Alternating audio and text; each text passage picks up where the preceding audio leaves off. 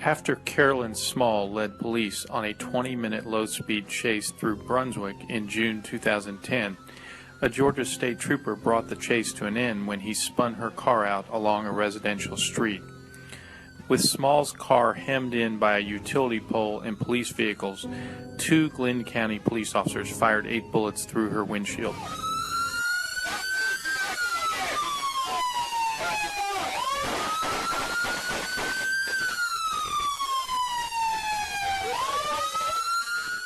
And I remember sitting in my office watching it, trying to give them the benefit of the doubt, and I heard, and I let it keep running, and I couldn't believe what I was hearing.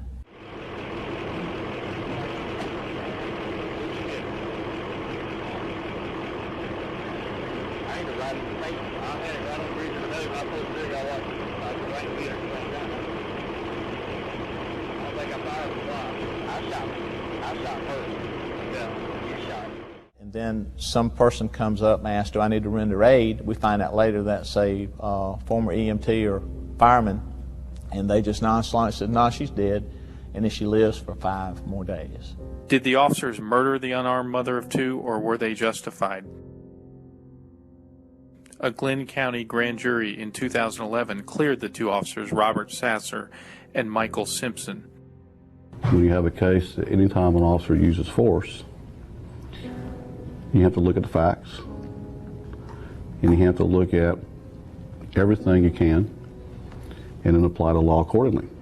The officers said they shot Small because they feared for their safety.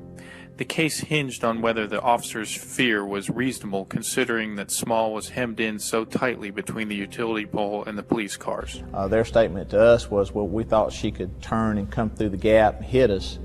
And if you get to looking at the scene very close, you can tell that wasn't going to happen. She didn't have any tires on the car. The car was probably about to blow up. And she couldn't run over nobody because there was a car ahead of her and she was hemmed in.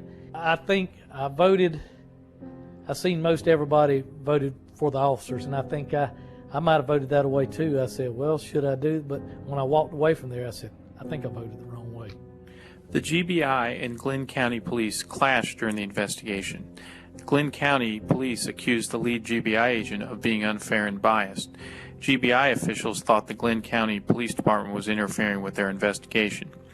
GBI Director Vernon Keenan called Glynn County's conduct during the investigation unprofessional, and he changed the GBI's policy. One of the major problems with that case was that GBI was working the officer use of force aspect, and Glynn County Police Department was conducting their own investigation into criminal conduct by the deceased.